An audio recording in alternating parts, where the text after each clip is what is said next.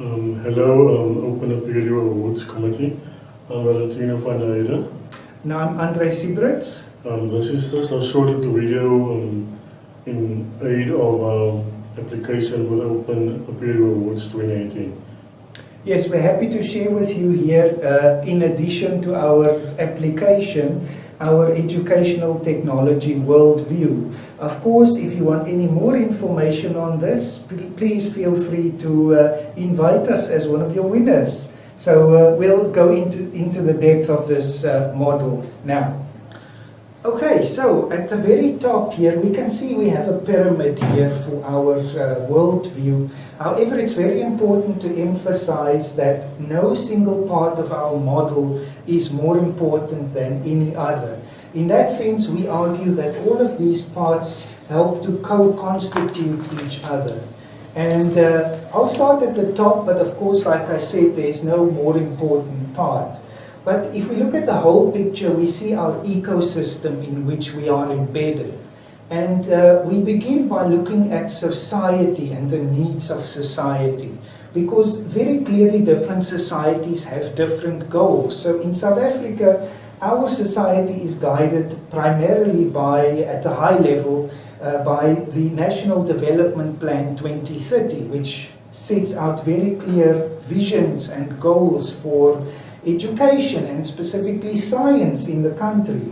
And of course, this is also where we see, as we mentioned in our application, the very poor performance of our students at school level, as for example measured by the World Economic Forum. So we have special needs there that we have to focus on.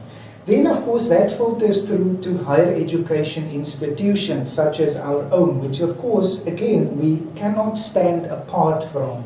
It is an illusion to think that we can exist outside of our context.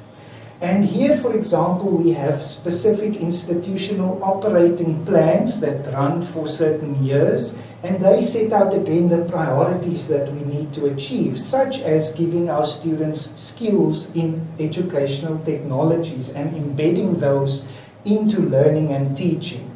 And this is, of course, where we now get to the biome, and there Valentina will give you some more information on that. Okay, thank you, Andre. So I'll be taking it further, starting from the students part of the pyramid, right?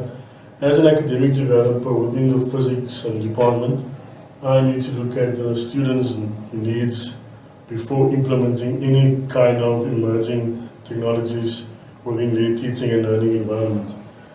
Within that as well, the next layer, I need to also focus on the academics and cater for their needs, for their teaching aspect, for the learning content as well as the tutors and the teaching assistants. All of this is based on the fact that the academic developer or the educational technologist also, I believe that they also need to have a background in that subject so they can work closely with academics within the department. As myself, as an academic developer, I also have a physics background, so I can work closely with academics as well as a student, because not so long ago I was a student, I'm still a student, and because of that and my background in e-learning for the past 3 years, I can quickly guide the academics and the students to which teaching and learning environments best suits their needs.